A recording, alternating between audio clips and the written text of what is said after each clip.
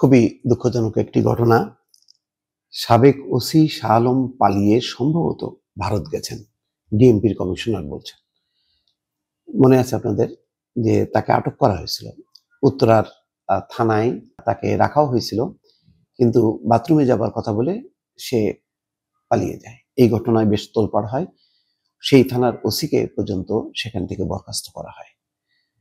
অভিযোগ আছে হত্যা মামলার আসামি সাবেক ওসি শাহ আলম পুলিশের অবহেলার কারণে পালিয়ে যেতে সক্ষম। গ্রেপ্তার হওয়ার পর উত্তরা পূর্ব থানা থেকে পালিয়ে সাবেক ওসি শাহ আলম সম্ভবত ভারত বা অন্য কোনো প্রতিবেশী দেশে গেছেন বলে জানিয়েছেন ডিএমপির কমিশনার SM সাজ্জাদ আলী। মঙ্গলবার ক্রাইম রিপোর্টার্স অ্যাসোসিয়েশন অব বাংলাদেশের নেতাদের সঙ্গে মত বিনিময় সভায় এক প্রশ্নের জবাবে তিনি এই কথা বলেন। উত্তরা পূর্ব থানা সাবেক ওসি শাহ আলম ছাত্র আন্দোলনকে কেন্দ্র করে দায়ের হওয়া একটি হত্যার মামলার আসামি।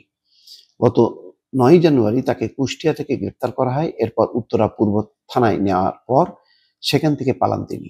আজকে মতবিনিময় সভায় সাংবাদিকদের এক প্রশ্নের জবাবে ঢাকা মেট্রোপলিটন পুলিশের কমিশনার SM সাজ্জাদ বলেন, পুলিশের কোনো সুযোগ নেই সাবেক ওসিকে পালাতে সাহায্য করার। আমরা যদি তাকে ছেড়ে দিতে চাইতাম তাহলে কেন তাকে কুষ্টিয়া থেকে গ্রেপ্তার করলাম? এটাও সত্য। আমরা তাকে কুষ্টিয়া থেকে ছেড়ে দিতাম, ঢাকায় আনার পর নয়। এটা ঠিক, কিন্তু কোনো না কোনো অংশ যুক্ত থাকতে পারে। এটা একেবারে এইভাবে পুলিশের পক্ষে বলাটাও ঠিক না, কারণ তাকে পূর্বতন সেই উত্তরায় থানায় আনা হয়েছে, তো সেখানে কেউ না কেউ হইতে পারে। আবার এটাও হইতে পারে এটা অনিচ্ছাকৃত একটা ভুল, মানে হয়তো চিন্তা করতে পারেনি যে সে পালাই যাবে।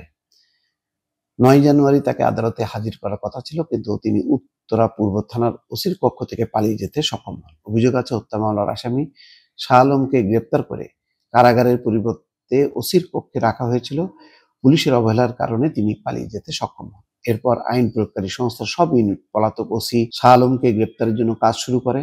সারা দেশে রেড নোটিশ জারি করা হলেও এখন পর্যন্ত তাকে ধরা যায়নি। এই বিষয়ে জানতে চাইলে কমিশনার বলেন, আসল বিষয়টি হলো পুলিশ একটু সহানুভূতি দেখাতে গিয়েছিল, কারাগারে রাখার পরিবর্তে তাকে পুলিশ কর্মকর্তার কক্ষে রাখা হয়েছিল। যদি তাকে কারাগারে রাখা হতো তাহলে হয়তো পালাতে পারতো না। একজন SI-কে দায়িত্ব দেওয়া হয়েছিল, তিনি হয়তো অসতর্ক ছিলেন এবং শাহ আলম পালিয়ে যান, বলেন ডিএমপি কমিশনার। পুলিশ তাকে গ্রেপ্তারের যথাসাধ্য চেষ্টা করছে বলেও উল্লেখ করেন তিনি। ভারতে পালায় গেলে আর আসতে পারবে না, ভারতই প্রোটেকশন দেবে তখন, এটাই হচ্ছে বাস্তবতা।